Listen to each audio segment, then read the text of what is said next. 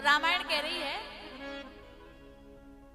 पुण्यों के पुंज से, छोटे मोटे एक आध पुण्य से बात नहीं बनेगी, पुंज माने ढेर सारा, पुण्यों के पुंज से जब इकट्ठा हो जाएगा तब जाकर के जीवन में संत आता है। यानी हमें पुण्य करने पड़ेंगे जन्मों जन्मों तक, पुण्य पुंज बिनु मिलहि ना संता। लेकिन एक जगह तुलसीदास जी कह रहे हैं बिनु हरि कृपा मिलहि नहीं संता। एक जगह तो कह रहे हैं बिना पुण्यों के संत नहीं मिलते, और एक जगह कह रहे हैं कि बिनु हरि कृपा मिलहि नहीं संता। तो बात कौन सी सत्य है? पुण्यों से संत मिलते हैं या हरि की कृपा से? भाई एक ही तो कोई बात हो सकती है, या तो हरि की कृपा से संत मिले या पुण्यों से संत मिले। ये दोनों ही बात सत्य है। हरि की कृपा से भी संत मिलते हैं और पुण्यों से भी संत मिलते हैं। लेकिन जब हमारे जीवन में संत आए तो हमें कैसे पता चले कि ये हरि की कृपा से मिले हैं या पुण्यों से मिले हैं? ये कैसे पता चलेगा?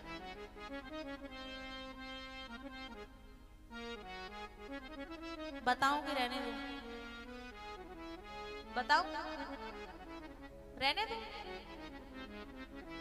एक आदमी बोल, मैं एक आदमी के बोलने से क्या सब बोले तो बताएं।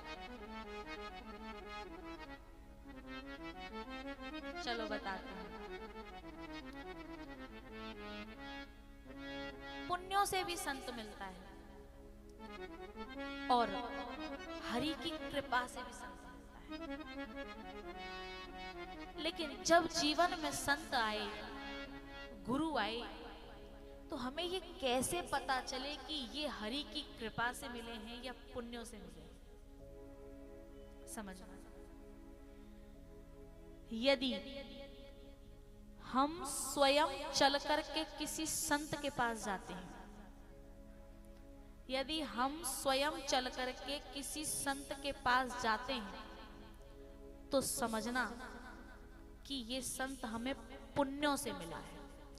और यदि संत स्वयं हमारे पास चल करके आए तो समझना ये हरि की कृपा से मिला है। बात दोनों ही सही है, पुण्यों से भी मिलता है और हरि की कृपा से। स्वयं चल करके जाते हैं तो पुण्य होंगे, तभी तो खर्च होंगे। एक एक पग हम बढ़ाएंगे, जो जो पग आगे बढ़े कोटिन यज्ञ समान, तो पुण्य नष्ट होंगे। तो पुण्यों को खर्च करते करते करते करते संतों के पास पहुंचते हैं। लेकिन जब हम में कोई सामर्थ्य न रह जाए न पुण्य करने की, न कुछ सत्कर्म करने की, दीन हो जाते हैं जब हम भगवान के सामने, तब फिर हरि कृपा करता है और फिर ये कहता है अपने संतों से कि वो तेरे पास आने का सामर्थ्य नहीं रखता, तो स्वयं जा। तब फिर स्वयं संत हमारे घर का दरवाजा खटखटाते हैं। और एक और निवेदन कर दूं, यदि जीवन में संत आ जाए तो समझ लेना कि परमात्मा, यदि जीवन में कोई महात्मा आ जाए तो समझना अब परमात्मा से हमारी दूरी कोई ज्यादा नहीं। क्योंकि जब परमात्मा हमारे जीवन में आना चाहता है तो पहले संत को भेजता है, पहले संत को भेजता है कि वहां देख कर के आओ सब कुछ ठीक ठाक है कि नहीं।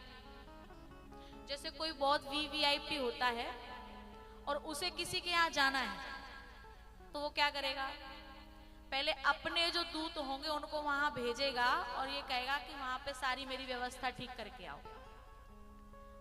पहले ये देखो कि ठीक है कि नहीं है, और अगर नहीं है तो उसे ठीक कर देना। तब फिर जब वो दूत बताता है परमात्मा को, उस अधिकारी को, तब वो जाता है। ऐसे ही परमात्मा, जब परमात्मा किसी जीव के जीवन में आना चाहता है तो पहले अपने दूतों को उसके यहां भेजता है। कौन से दूत? संतों को, गुरुओं को। और एक और निवेदन कर दूं, जो गुरु होते हैं ना, वो कोई सामान्य नहीं होते, सामान्य नर नहीं होते।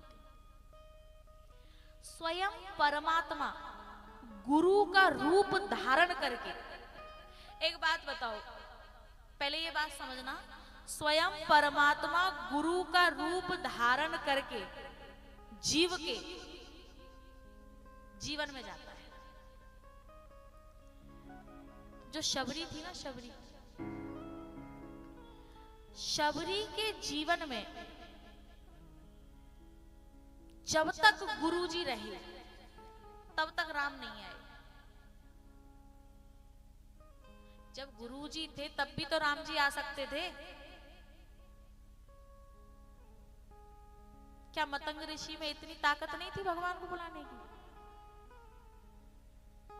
शबरी के गुरु थे, तो शबरी के गुरु जब तक रहे तब तक राम जी नहीं आए।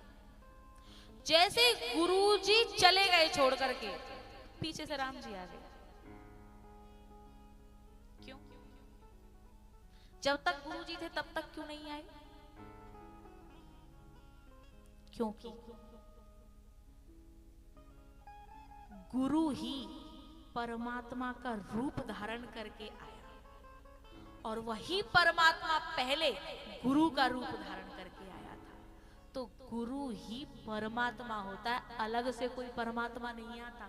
हम गुरु को पाने के बाद यदि परमात्मा की भक्ति करें, परमात्मा मिल जाए, परमात्मा मिल जाए, परमात्मा मिल जाए, अरे जो मिला हुआ है उसे अलग से पाने की क्या जरूरत है? वो तो मिला हुआ है। गुरु ही परमात्मा का रूप धारण करके आता है। तो प्यारे